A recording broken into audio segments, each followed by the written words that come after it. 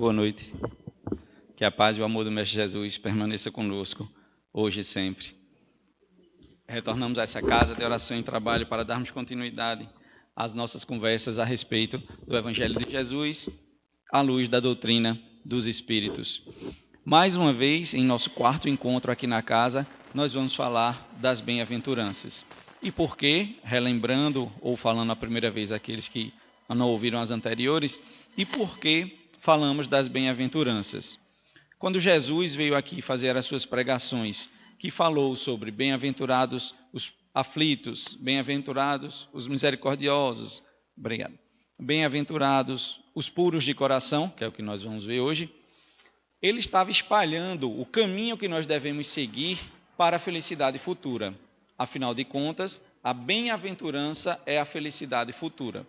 Como eu quero e creio que todo mundo aqui quer ser feliz no futuro, nós devemos saber o que é cada uma daquelas, o que é cada uma daquelas bem-aventuranças. Hoje, especificamente, vamos ver os puros de coração. O que seria, no caso, que Jesus quis dizer com bem-aventurados aqueles que são puros de coração. É o nosso objetivo aqui hoje. Pois bem, está no capítulo 8º do Evangelho segundo o Espiritismo. Como sempre, didaticamente, Kardec vai fazendo sua exposição, começando pelos trechos do Evangelho. Nós vamos ter trechos de Mateus e de Marcos, introduzindo o capítulo, para a gente ter uma noção do que é a pureza de coração. No primeiro desses trechos, não diz exatamente o que é a pureza de coração, mas dá uma ideia de que é uma coisa boa, porque está em Mateus. Bem-aventurados aqueles que têm puro o coração, porque verão a Deus, ou seja, vão ver Deus. Não tem ainda como a gente saber o que é a pureza de coração, mas já dá para saber que é uma coisa boa, porque se você vai ver a Deus, é porque é uma coisa boa você ser puro de coração. Mas a segunda passagem, que é de Marcos, ela é bem mais autoexplicativa. Não tem aquela célebre frase que todo mundo sabe decorado de Jesus: deixai vir a mim as criancinhas. Não é como tem várias outras: dai a César o que é de César, quem tiver sem pecado atira a primeira pedra. Tem um monte de frase que a gente sabe decorado de Jesus. Mas como eu sempre digo aqui, evangelho não é para achar bonito e saber decorar das coisas. É para pôr em prática, é para entender. Então a gente tem que entender o que é que ele quis dizer com deixai vir a mim as criancinhas. E como é que está lá em Marcos? Como seria a passagem completa? Como ele falou aqui, nessa nossa forma de expor as palavras que estão lá no Evangelho. Jesus estava pregando, estava caminhando com os discípulos. Os discípulos, os 12 apóstolos, o nome que queiram dar, eles sempre se preocupavam com a segurança de Jesus. Preocupavam se Jesus estava cansado, se precisava descansar, se tinha muito tumulto perto dele. Então eles meio que faziam uma segurança mesmo de Jesus durante as caminhadas, porque já eram muitas as pessoas que seguiam Jesus. Então, em determinado momento, um grupo se aproxima dele levando crianças. Queriam que aquelas crianças elas fossem abençoadas por Jesus.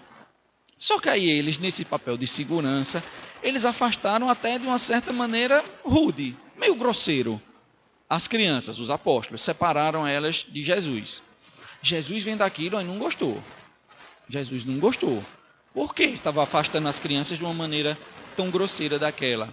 Aí Jesus disse a célebre frase: deixai vir a mim as criancinhas, porque o reino dos céus é para aqueles que se lhes assemelham. Daqui a pouco a gente vai estudar bem direitinho o que é que Jesus quis dizer com toda essa passagem. Mas o que é importante que a gente entenda é: Jesus disse que as crianças precisavam se aproximar dele. Não só isso, foi que Jesus disse: o reino dos céus, ou seja, o lugar bom que todo mundo quer ir, o reino dos céus é para aqueles que se assemelham ao quê? Que sejam semelhantes às crianças, que sejam parecidos com as crianças. É o que ele quis dizer, mas a gente vai aprofundar isso daqui a pouco. Mas veja, se Kardec está falando de... O título é, voltando a dizer, bem-aventurados aqueles que têm puro o coração. Se está falando de pureza de coração e ele pega esse trecho de Marcos que fala de criança, dizendo que ela é o nosso modelo de pureza, então aí já vem a primeira explicação de Kardec. Jesus pegou a criança como modelo que nós devemos seguir. Por quê? Veja, volto a dizer, o capítulo é puros de coração. Porque Jesus disse que a criança, nessa passagem, em outra também, num capítulo anterior, Jesus disse que a criança é o nosso modelo moral. Por quê? Porque a criança ela não tem orgulho, a criança ela não tem egoísmo, a criança ela não tem vaidade. Quando ela é lá pequenininha, como se costuma dizer, na primeira infância, ela é o ser mais puro que existe na terra. Então a criança foi tomada por Jesus como nosso modelo para a gente se espelhar nela. Por quê? Por conta da ausência desses defeitos tão graves que atrapalham o nosso desenvolvimento. Orgulho, egoísmo, vaidade. A criança ela não tem isso. Então, como eu sempre faço, né? Para trazer para o dia a dia, não ficar só na teoria. Não, mas o que é que ele está querendo dizer com isso? Vou contar uma história aqui que aconteceu com a minha filha há muitos anos. Ela já está com 14, ela tinha 5, 6 na época. Fui pegar lá na escola. Chegando na escola, um pai me procurou e disse, rapaz, deixa eu contar uma história que aconteceu. Aí ele foi contar a história que aconteceu com a minha filha. Ele disse o seguinte, tua menina estava brincando com outra pessoa lá, outra criança. E eu pedi para chamarem a minha filha, porque a filha dele não estava à vista dele. Enquanto a professora foi chamar, ele ficou olhando minha filha e outra menina brincando. Aí disse, Maria, que é o nome da minha filha, Maria, fulaninha, que agora eu não lembro o nome dela, fulaninha é tua melhor amiga, não é? Aí ela disse, não é. Minha melhor amiga deu o nome de outra criança. Aí minha filha disse, não, também não é não, a minha é fulana. Cada uma deu o nome da sua melhor amiguinha, continuaram brincando do mesmo jeito, como se nada tivesse acontecido. O que é que isso tem a ver com o tema? Por que as crianças continuaram brincando, mesmo dizendo, não, ela não é minha melhor amiga não, por ausência de orgulho, ausência de egoísmo, ausência de vaidade. Aí vamos estar agora, eu e Leandro, aqui conversando amigavelmente. Chega uma terceira pessoa e pergunta, deixa eu ver para quem vai perguntar, para saber quem é o bom ou o ruim da história. E pergunta para Leandro, Zé Neto é teu melhor amigo. Aí Leandro vai dizer, porque a gente está aqui conversando, se abraçando, ele acabou de dizer que é apaixonado por mim, né? Aí estamos aqui conversando amigavelmente e tudo. Aí Leandro diz, não, meu melhor amigo não é ele não, meu melhor amigo é fulano. Aí eu vou dar aquele sorriso de amarelo, né? Aí eu vou ficar com aquilo na cabeça. Aí eu vou voltar o caminho todinho para Caruaru. Mas rapaz, precisava Leandro ter dito isso na minha cara? Ele não podia, eu sei que eu não sou o melhor amigo dele. Eu sei, é a 4ª vez que a gente está se encontrando.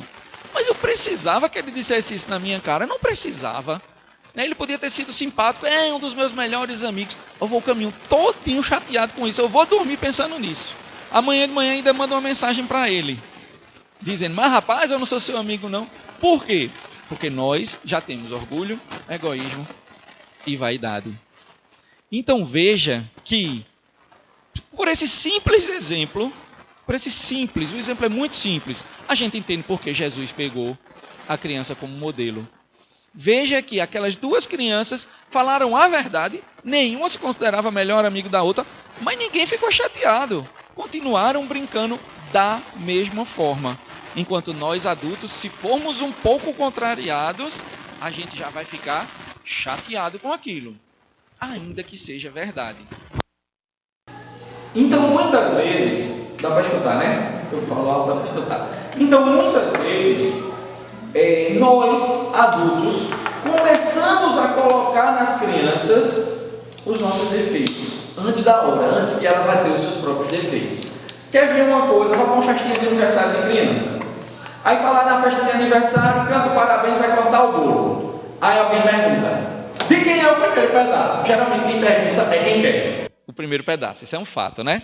Aí pergunta, de quem é o primeiro pedaço? Aí você já coloca a criança numa situação difícil.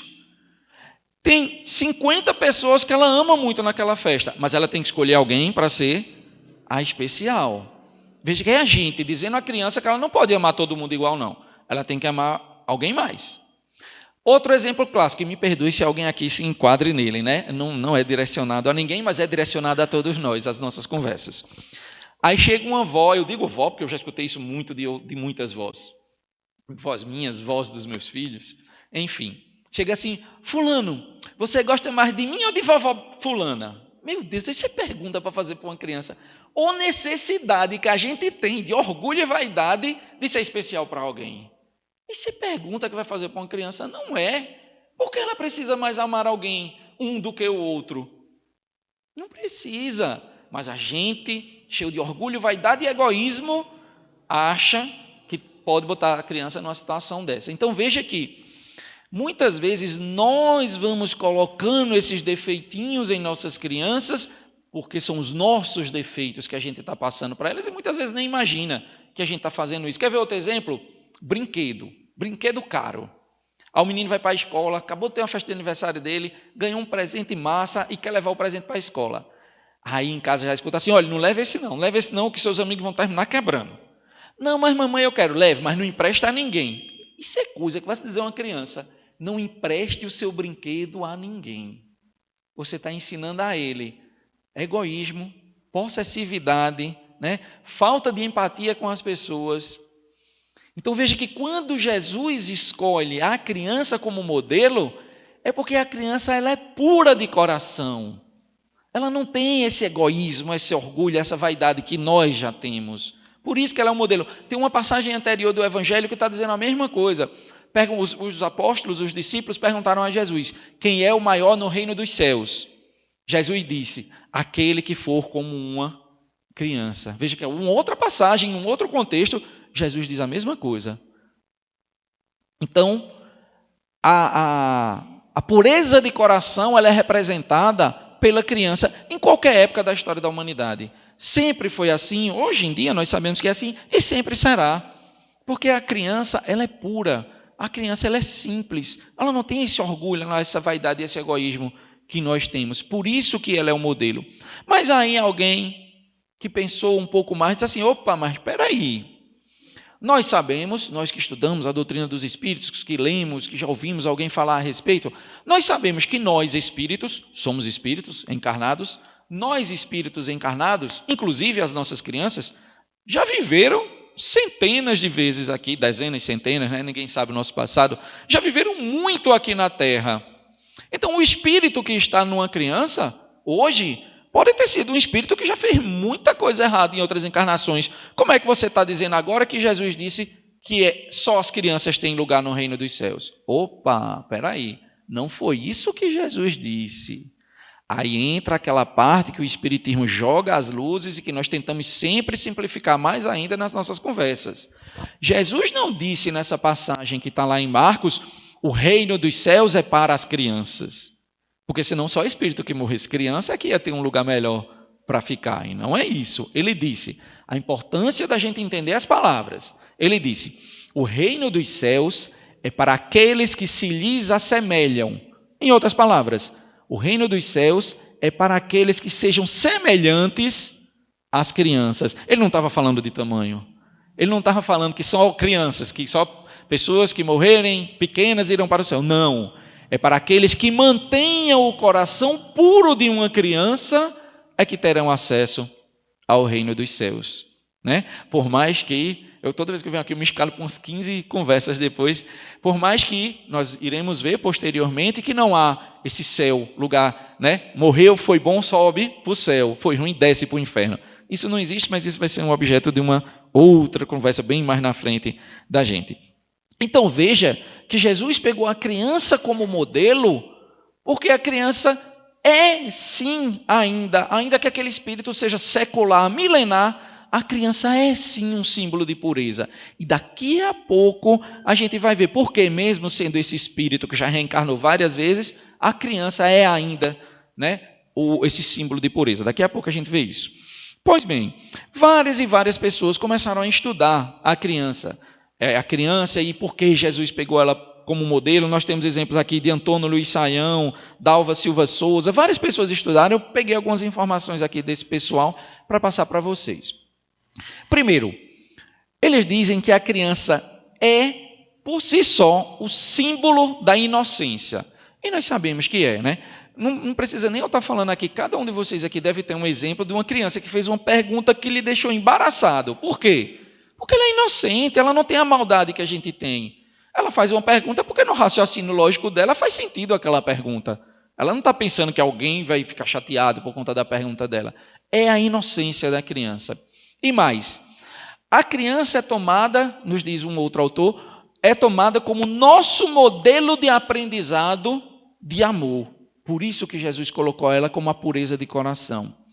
Vocês já devem ter ouvido falar ou visto algum documentário ou alguma coisa assim, dizendo que a criança é como uma esponja. O que é uma esponja? Uma esponja, você pega uma esponja de lavar prato. Aqui está todo molhado com água. Se você pega a esponja e coloca, o que é que a esponja vai fazer? Absorver. Né? Nós, já adultos, temos uma dificuldade enorme de novos aprendizados. A criança não.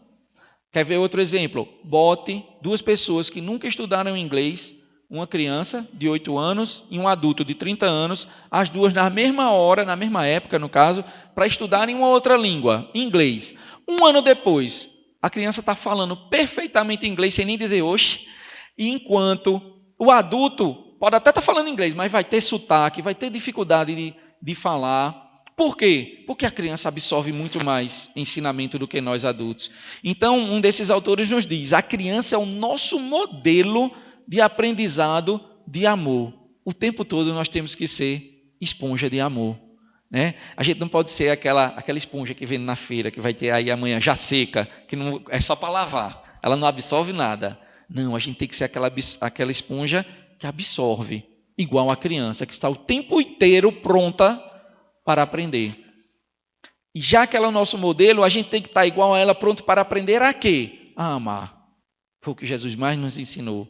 Vamos nos amar mais. Pois bem, então nós temos atualmente, ainda falando de crianças, um pouco mais na frente a gente para de falar de criança e vai dar outro enfoque, mas ainda vamos falar muito de criança.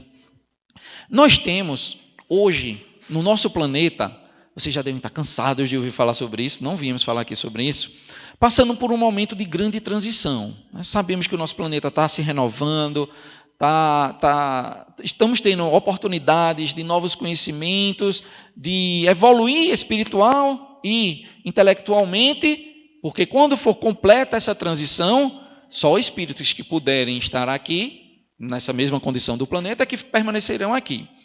Então, com isso, nós temos 2 livros que falam de grupos de espíritos que estão encarnando atualmente no nosso planeta. O primeiro desses livros é o livro Transição Planetária, de Filomeno de Miranda e Divaldo, em que se diz o seguinte: um grande número de espíritos muito elevados, intelectual e moralmente, estão encarnando no nosso planeta desde a década de 70, mas mais rapidamente ultimamente, para, quando adultos, ajudarem nessa transformação que o nosso planeta está acontecendo. Então, são espíritos elevados, intelectual e moralmente, que estão vindo nos ajudar a evoluir.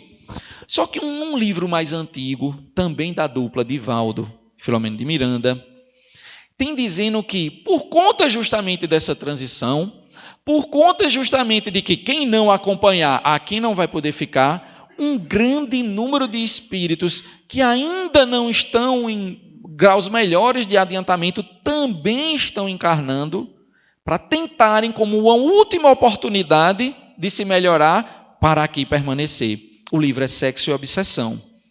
Então, nós temos 2 grandes grupos de espírito hoje encarnando em nossas crianças para que ajudem a evolução do planeta e para que sejam ajudados na sua evolução individual. E aí você de posse, né? Já tivemos a oportunidade aqui de falar bem-aventurados os misericordiosos, que a gente não deve julgar ninguém, mas a gente ainda julga um pouquinho. Você de posse dessa informação vai visitar o seu vizinho, que acabou de ter uma criança. Aí você chega lá, olha assim para ele, estou achando que isso aqui veio daquele grupo do ruinzinho. Mas quando é um da sua família, isso vai me dar muita alegria. Isso é um espírito que vai ajudar o progresso da humanidade. Ora, uma coisa é a gente ter essa informação. Ótimo, excelente, que coisa boa. Somos privilegiados de ter acesso a esse tipo de informação.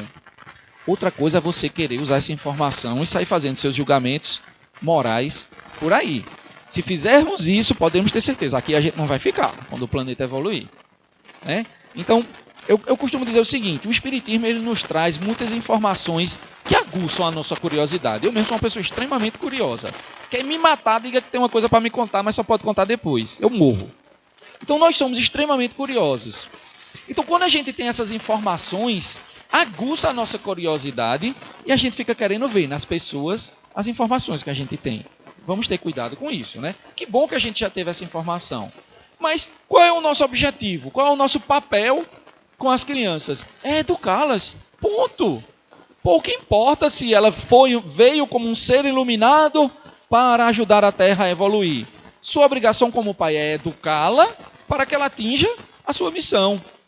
Ah, mas se ela foi daquele grupo que está vindo como uma última oportunidade de tentar se melhorar, que ainda ficam lá fazendo mal porque gostam.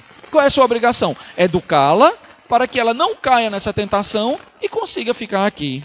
E outra coisa, a gente não está falando de matemática.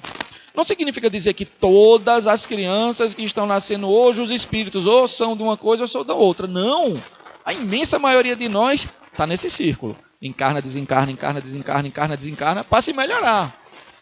Então, não significa dizer que ao ver uma criança, você vai ficar inculcado, né, e pensando, essa é do bem ou do mal. Porque a gente já faz esse julgamento, né? Essa é do bem ou do mal. Não! É uma criança. E como qualquer criança, o que é que ela merece? Amor, carinho e educação. A nossa obrigação sempre é educar as nossas crianças. Pois bem, querem que eu fale mesmo hoje tudo logo. Pois bem, só que aí, vendo essa questão da criança, da evolução, de tudo isso que eu estava falando, eu começo a pensar na seguinte coisa. Ora, as minhas duas avós, a minha avó por parte de pai teve 16 filhos. A minha avó por parte de mãe teve 9 filhos. Aí eu fico pensando, ora, uma com 16 e uma com 9. Hoje você tem 2 avós, quando tem 3, o povo já pergunta, tu é doido, né? E aí eu fico pensando, uma com 9 e uma com 16. Ou a menina antigamente era tudo em santinho, ou minhas avós amarravam isso com cadeado no pé da mesa de casa. Porque como é que você vai dar conta de 16 e de 9? Vamos fazendo essa reflexão. Não, mas veja, quando eu nasci, já revelaram até a minha idade aqui. Quando eu nasci, e algum tempo depois, qual era a pergunta que se fazia? Era, já abriu o olho quanto tempo depois? Já abriu o olho quanto tempo depois? Hoje em dia os meninos já nascem procurando a máquina, porque sabe que alguém vai ter a foto dele. Aí isso significa dizer o quê? As crianças de hoje em dia são mais inteligentes. Mas como ela acabou de nascer, como é que ela já desenvolveu a inteligência? O que é isso, então? Dos 16 e dos 9, que era mais fácil criar, que não dava tanto trabalho. Dava, mas não era tanto. Para hoje em dia, você 2, 3 com crianças altamente inteligentes. O que é isso? Evolução. Reencarnação. É inegável que as crianças que estão nascendo hoje, vamos esquecer essa história de grupos, mas as crianças que estão nascendo hoje já estão em reencarnações na frente da gente. Se elas já estão em reencarnações na frente da gente, elas já viveram mais, elas já aprenderam mais, elas são sim mais inteligentes. As crianças hoje sabem coisas. Na minha época, estou ficando velho mesmo, já estou dizendo na minha época, não tinha máquina fotográfica em casa, mas quando tinha o bolinho, uma coisa assim, depois chegavam as fotos reveladas lá em casa. Aí eu pegava a foto, achava massa a foto. Eu sabia lá o que era uma máquina, um rolo de filme que tinha que revelar. Eu sabia lá o que era isso, eu achava bonita a foto. Eu passei uma vergonha com um filho meu, porque uma pessoa, numa determinada viagem, estava com uma máquina de rolo de filme ainda, bateu a foto, ele foi pedir para ver a foto. Aí fica difícil, né? Está lá no filme guardado. Então vejam que as crianças hoje em dia, é porque isso, é porque aquilo. Não, é porque são espíritos mais evoluídos. Né? Podemos contar, garanto aqui, que cada um tem 5, 10, 20 casos para contar de criança que nos provam que as crianças são mais evoluídas hoje em dia. Então veja a nossa responsabilidade como pais, que devemos humildemente reconhecer menos evoluídos do que nossas crianças, mas é nossa obrigação de educá-las. Somos nós que temos que educar as nossas crianças. A responsabilidade é muito grande. E aí, só para passar essa parte mais rapidamente, só mais 2 historinhas que eu acho interessante contar. Minha filha, Maria, que eu já disse o nome dela, era menorzinha, tinha de 2 para 3 anos. Eu, como todo bom adulto, estava lá assistindo televisão, todo esparramado no sofá, era um final de semana, fazendo nada da vida, só assistindo televisão. Aí, ela estava no quarto dela assistindo DVD, tinha DVD ainda. Maria está ficando velha também. Estava assistindo DVD no quarto, aí vem correndo. Pai, eu quero fazer xixi. Vá, minha filha, pode ir. Não, mas está passando o filme. Por favor, pare lá para eu não perder. Claro que ela não falava com essa desenvoltura, né? Ela tinha 2 a 3 anos. Aí eu, não vou perder meu jogo. Não, vai. Aí eu fui lá, dei pausa. Ela foi no piniquinho, fez o xixi dela. Eu voltei para a sala para assistir o jogo. Ela volta, pai, bota de novo. Eu boto nada. Eu já levantei uma vez, eu vou levantar 2. Boto não. Mas pai, meu filho, ó, pega o controle, tem uma setinha assim, virada para lá. Você aperta a setinha que o filme vai voltar. Ela foi, voltou. Consegui não, pai. Traga o controle. Aí ela trouxe o controle. É essa tecla aqui. Ela, por que o senhor não disse que era o play? Eu subestimei a inteligência da minha filha com 2, 3 anos. E olha, isso é uma coisa que a gente tem que ter muito cuidado. Não subestime a inteligência das nossas crianças. Não subestime. Olha, seu filho, seja de que idade for, pode estar fazendo uma conta de matemática financeira concentrado lá. Ele é um prodígio com 5 anos, fazendo matemática financeira. Não converse na frente dele uma coisa que ele não pode saber não, porque ele vai escutar. Ele vai escutar, ele vai decorar, e no momento mais inoportuno, ele vai falar na sua frente o que é que ele escutou em casa. Não podemos subestimar nossas crianças. Elas são inteligentes demais para a gente estar deixando. É só uma criança. Não pense assim. Não pense assim. E a outra história, para a gente voltar aqui bem rapidinho. Aí já tinha nascido o irmão de Maria, Manuel, meu outro filho. Aí eu estava preparando o lanche deles em casa. Hein? Maria, você quer comer o quê? Ela, biscoito Maria. Eu, tá. Manuel, você quer comer o quê? Biscoito Manuel. Claro. Se a irmã tem um biscoito com o nome dela, por que ele não pode ter um biscoito com seu próprio nome? Veja que sacada. Uma criança pequenininha pensou nisso. Não, se minha irmã tem, eu posso ter também. Né? E ele não soltou como piada, não. Ele queria mesmo um biscoito. Manuel, não vamos subestimar as nossas crianças. Vamos dar devida atenção à inteligência delas, para depois, posteriormente, a gente não se arrepender. Pois bem, só que aí tem 2 coisas interessantíssimas que a doutrina dos espíritos também vem nos ensinar. Vamos imaginar o seguinte, vocês podem ter visto já em documentário, em reportagem, alguma coisa, e se não virem, quando eu falar, imagine se isso não é verdade. Nós, seres humanos, somos os seres mais complexos que existem. Né? Os mamíferos chegam, os demais chegam perto da gente, mas nós somos os mais complexos. Agora, quais são os seres mais frágeis ao nascer? Os seres humanos. Os seres humanos. Né? O filhote da baleia nasce, já sabe nadar. Fui aprender a nadar com 35 anos, não faz muito tempo. O filhote de um boi, do gado, de um cavalo, nasce, não dá uma hora, ele está em pé e começa a andar. A gente leva mais de ano para andar. Imagine, a gente para comer só. Quanto tempo a gente leva para comer só? Com 1 ano a gente começa a andar, sabe falar, né? Você bota na sua mão, você come. Mas você fazer sua comida, com quantos anos? Tem gente que não sabe até hoje, né? Você procurar, então, ter condições de, já que você não sabe fazer, comprar a sua comida. Ai, bote tempo. Então, nós somos muito frágeis. Nós nascemos muito frágeis. Né? Animais menos complexos do que a gente, de constituição, de tudo, inteligência nem se fala, são muito mais desenrolados do que a gente. Por quê? Nada na criação é por acaso. Nada. Ah, foi Deus que quis assim. Não, isso não cola. Hoje em dia isso não cola. Foi Deus que quis assim, é porque você não sabe a resposta. Vem o Espiritismo e nos dá uma explicação lógica para a gente entender. E eu vou começar pelo exemplo que vai ficar mais fácil a gente entender. Amanhã você está aí na feira, fazendo sua feira, aí passa uma mãe, um pai, enfim, uma pessoa, carregando num carrinho de bebê uma criança. Está meio frio, amanhã de manhã vai estar mais frio ainda, ela toda enroladinha, só aquele rosto rosa de fora. O que é que você faz? Dá vontade de apertar a bochecha, apertar até ela explodir, né? A pessoa diz assim, te dá tanta vontade, vou apertar até ela explodir. Olha quanto carinho, né? Mas veja, desperta na gente um sentimento bom, um sentimento de amor, de carinho, de dar cuidado, de dar atenção. É isso que desperta em nós as crianças muito pequenas, independente da gente conhecer, às vezes não sabe nem quem é. Por que, então, nós somos seres tão frágeis ao nascer? Para os nossos pais, nossos responsáveis, né, seja quem for quem crie, para que os nossos pais tenham esse amor, esse carinho, esse afeto tão necessário. A educação por si só é necessária, mas está longe de ser tudo, muito longe de ser tudo. É necessário a criança se sentir amada, a criança se sentir acolhida, a criança se sentir protegida pelos seus pais, ou quem fizer às vezes de seus pais. Então, veja como as leis de Deus, elas são perfeitas. Nos faz frágeis para que nós possamos despertar nos nossos cuidadores esse amor, esse carinho, essa atenção. Imagine, é porque a gente já é acostumado a como as coisas são. Fica difícil imaginar, mas imagine, uma criança acabou de nascer. Aí olhar assim, me dá logo leite aí que eu estou com fome. Você fala, mas menino, vai te enxergar, tu não tem nem tamanho, pronto, acabou o carinho, acabou o amor. Você já está se trocando com uma criança de 5 meses. Né?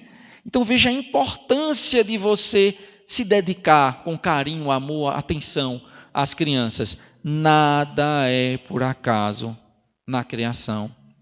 Aí muito se fala assim, então por que nós, quando reencarnamos, nós enquanto crianças ainda, a gente não lembra de tudo? Não seria tão mais fácil a gente lembrar de tudo?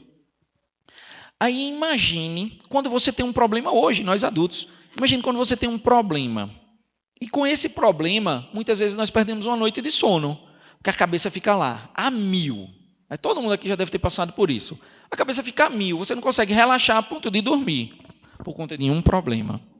Imagine se você, desde criança, você se lembrasse de tudo que você fez em outras vidas. Não, aquele corpo frágil não iria aguentar. Não iria, o cérebro ia entrar em parafuso. Não iria. Então veja como a providência divina ela é perfeita em tudo que faz. Tudo tem uma explicação lógica. Nada é por acaso. Pois bem, só que aí Dalva Silva também estudando, eu disse que ia falar mais na frente, a hora é agora. Dalva Silva mais na frente veio falar uma coisa muito interessante. Veja que Jesus tomou a criança como modelo de pureza, né, de inocência. É o nosso modelo de pureza de coração é a criança. Mas por que ele fez isso? Se aquele espírito ele pode ter centenas de anos, encarnações e reencarnações. Nós já vimos que Jesus não disse que o reino dos céus era para as crianças, e sim para aqueles que se lhes assemelham. Mas além disso, por que a criança que pode ter tido um monte de defeito anteriormente, naquela encarnação ela está ali, pura, inocente, sem orgulho, sem vaidade, sem egoísmo?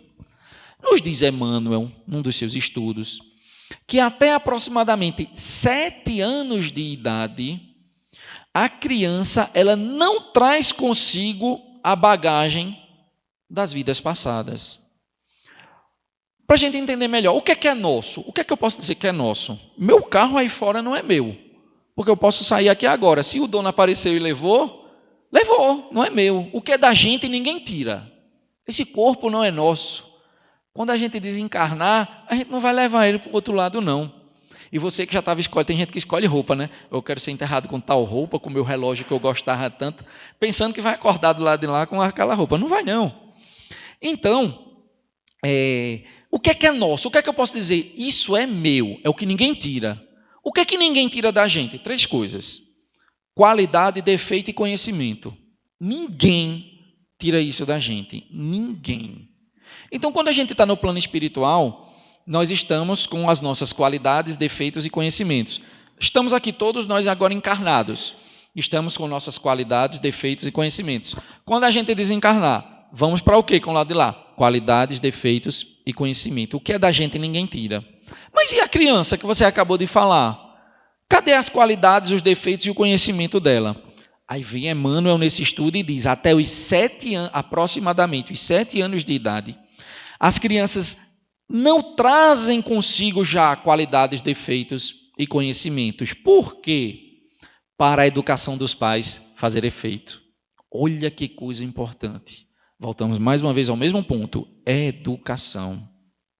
Até aproximadamente 7 anos de idade, é como se estivesse num armário, fechadinho. O que ela tem de qualidade, não vai se perder, claro. O que ela tem de qualidade, o que ela tem de defeito, o que ela tem de conhecimento. Está ali guardadinho. Aí durante 7 anos, educação, educação, educação, educação. Aquela porta vai se abrir. Quando aquela porta se abrir, vai se juntar a educação que foi dada a ela durante aquele tempo com a bagagem que ela já tem de existências anteriores. Tanto que numa das perguntas do Livro dos Espíritos, a resposta é sobre digamos assim, os conflitos da adolescência. Muitas vezes isso é gerado por esse choque entre o que veio de bagagem e o que foi recebido de educação. Gera os distúrbios da adolescência. Mas veja, não estamos falando de matemática. Isso foi um estudo de Emmanuel que explicou sobre isso. Não significa você que tenha seu filho com 6 anos, 11 meses e 29 dias, meu Deus, só tem um dia para educar meu filho. Não é isso. Eu, nos meus 40, até hoje, minha mãe, quando acha que eu fiz alguma coisa errada, ela briga comigo. Então, nós temos que, os pais têm a obrigação de sempre tentar educar os seus filhos, tentar mostrar o melhor caminho, tentar dar um conselho, enfim. Não é matemática. Para uns acontece mais tarde, para outros acontece mais cedo. É um estudo, é uma avaliação de que isso acontece, em regra, até mais ou menos 7 anos, mas que não nos tira a responsabilidade de, depois disso, deixar para lá a educação, porque não adianta mais. Não é isso que ele está querendo dizer. E sim que nós devemos aproveitar muito essa primeira infância, porque a educação vai fazer muita força sobre a construção daquela encarnação da criança. Pois bem, já falamos muito de criança, já falamos muito sobre tudo isso, mas tem 2 coisas importantíssimas para a gente falar nesse final da nossa conversa da noite de hoje. Uma é que, veja que é bem-aventurados os puros de coração. Ou seja, nós estamos falando de termos um coração puro. Então, nós adultos hoje em dia devemos ter ou tentar ter um coração puro, como as crianças. Então, vem 2 passagens interessantíssimas. Numa, está lá o tópico do capítulo. Adultério por pensamento. Numa das passagens de Jesus, do Evangelho, tem lá falando sobre o adultério por pensamento. Aí, se você se apegar a ferro e fogo na letra do que está escrito, você só não pode pensar sobre adultério. Qualquer outra coisa ruim você pode, que não vai ser pecado. Eu queria tanto roubar aquele carro, não vou roubar porque eu não tenho coragem. Eu queria tanto bater naquela pessoa que me fez raiva, eu não vou. Aí, nada disso é pecado, só é pecado o adultério, porque na passagem tem adultério. Claro que não. Vamos lembrar, Jesus falava há 2000 anos, Jesus falava para pessoas que tinham, se hoje a gente não entende direito o que Jesus falou, imagina há 2000 anos. Então ele falava para pessoas que tinham conhecimento muito pouco da vida. Então ele tinha que falar coisas que aproximassem do conhecimento, que se aproximassem dos conhecimentos das pessoas. E adultério era uma coisa gravíssima na época, tanto que era apedrejada a mulher que fosse pega em adultério. Então ele pegou o adultério como um exemplo, mas na verdade a gente poderia trocar. Hoje em dia, não seria o adultério por pensamento, é qualquer coisa errada por pensamento, também vai sofrer as consequências das leis de Deus. A lei de Deus, e a gente vai ver isso melhor em Bem-aventurados os aflitos, nossos próximos 2 encontros, que o capítulo 5 ele é grande, a gente divide ele em 2, a gente vai ver que a justiça de Deus ela é distributiva, ele dá a cada um segundo o seu merecimento. Então, se você pensou uma coisa errada, fez a coisa errada, você vai ser punido aqui. Pensou a coisa errada, não conseguiu fazer, vai ser punido aqui. E por aí vai. Pensou, mas desistiu porque não teve coragem, vai ser punido aqui. Até chegar o dia que você não vai ser punido por nada, porque sequer chegou a pensar em fazer o mal. Mas pensar já é um mal. O pensamento é uma das forças mais poderosas do universo. Você quer desejar mal a uma pessoa, o mal vai atingir. Vai atingir. Se ela estiver receptiva, nem que seja uma dor de barriga, uma dor de cabeça, ela vai sentir a energia negativa que você mandou para ela. Mas ninguém sai daqui pensando que é poderoso não, viu? Porque da mesma forma você é para-raio para o mal que os outros lhe desejar. Quer fazer uma oração por alguém? Faça. Concentrado. Faça uma oração que o bem vai atingir, a luz vai atingir aquela pessoa. Então, se nós temos essa força tão poderosa que é o pensamento, pensar mal também não vai ficar sem punição, não. As leis de Deus vão ser aplicadas a gente e nós vamos responder pelo mal que nós tivemos em pensamento. Então, Jesus foi bem claro quando ele disse isso. O pensamento também está submetido às leis de Deus. Numa outra passagem, e aí tem umas 2 ou 3 passagens bem parecidas, a gente vai dar uma resumida aqui,